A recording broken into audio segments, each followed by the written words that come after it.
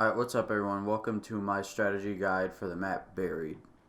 In your game, you want to make sure that your frame rate, your max frame rate, is not unlimited.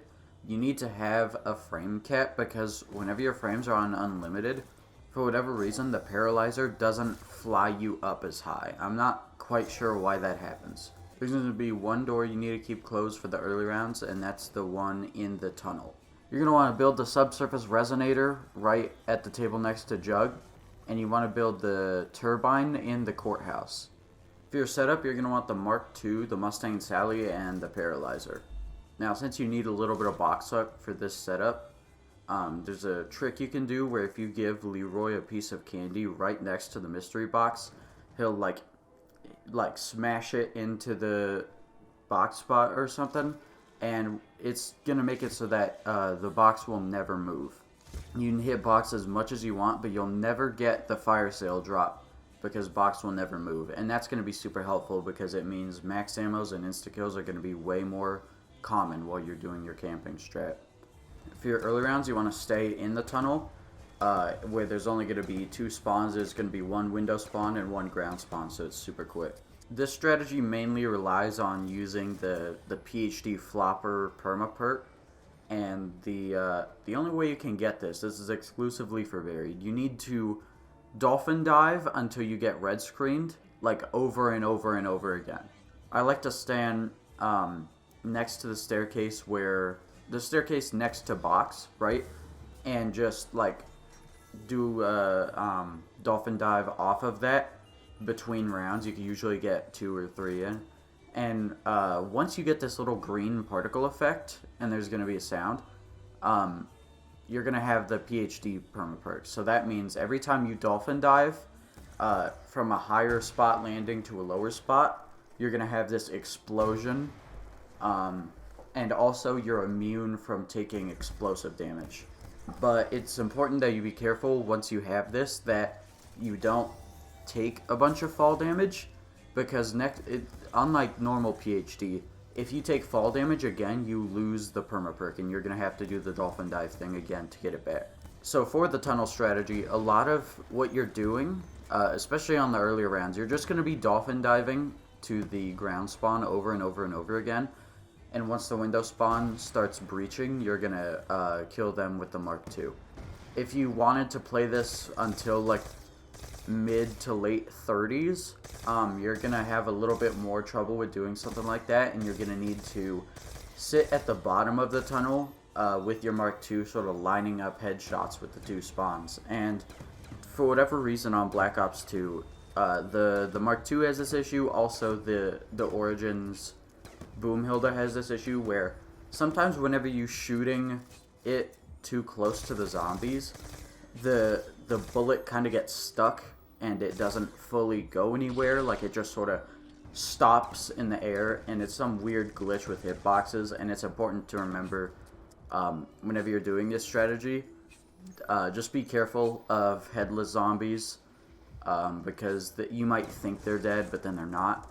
And also be careful of the bug that can happen where your bullet just gets stuck on nothing.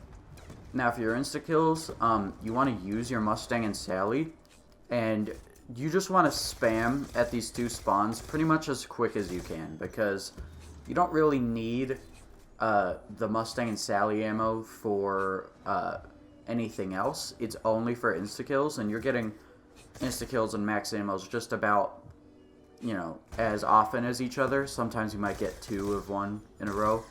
But for the most part, don't be afraid to just shoot Mustang and Sally even whenever you might only get 2 or 3 kills off of it. So your high round strategy is going to be placing the subsurface resonator at the Jug hallway. There's going to be 2 ways you could play this strategy. There's going to be the 5 resonator per turbine. There's going to be the 7 resonator, or you could even go up to 8 or 9. Basically, after about 5 resonators, your turbine is going to start doing this thing where it like temporarily stops powering everything, which means your resonator is not going to kill for a little bit, and you'll need to fly up to, not get cornered in there.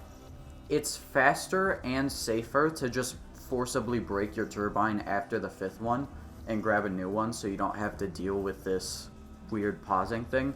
But if you want to play for like 70 hours, it's definitely better to do this 7 resonator strategy, because it will prolong each turbine, and you're preventing an error when you're doing that. But for 99% of people watching this, you know, if your goal is like round 100, do the 5 resonator strategy. If your goal is like 200, do 7 resonators, or you could even push that to 9. But you're only really going to do that if you're trying to get the world record.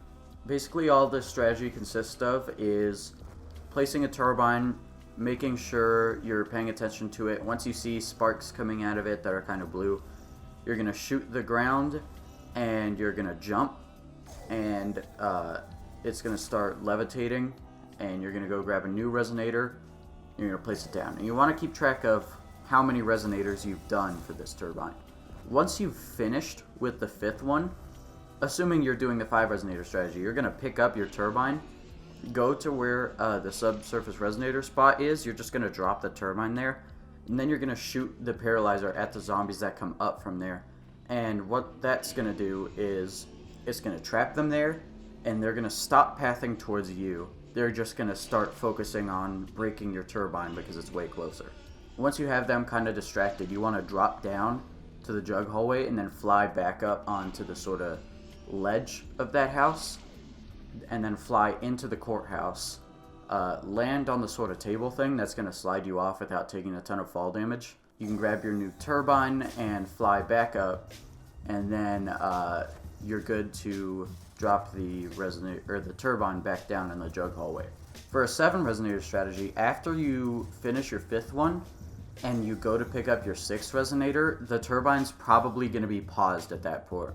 So as soon as you put it down, you're going to want to immediately fly back up, and for the first time it pauses, you can just kind of sit on that ledge and wait till you see the turbine turn back on, and as soon as it starts emitting this like white light, you're good to just drop back down.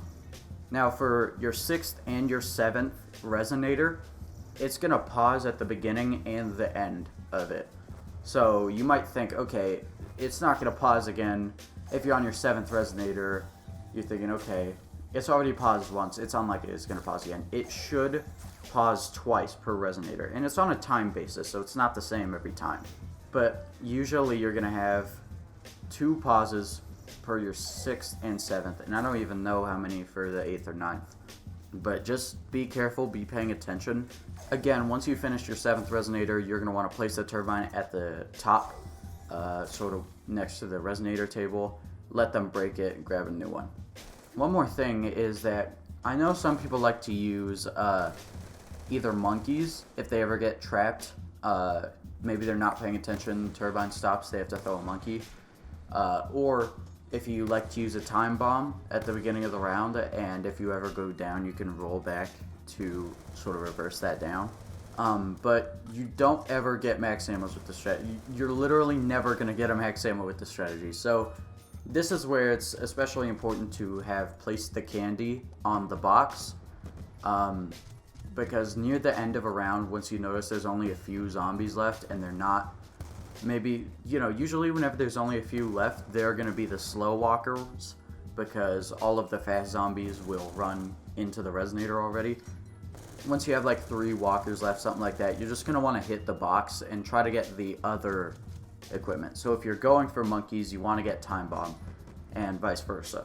So just to make this easier, if you have monkeys, you throw all your monkeys, you need new monkeys.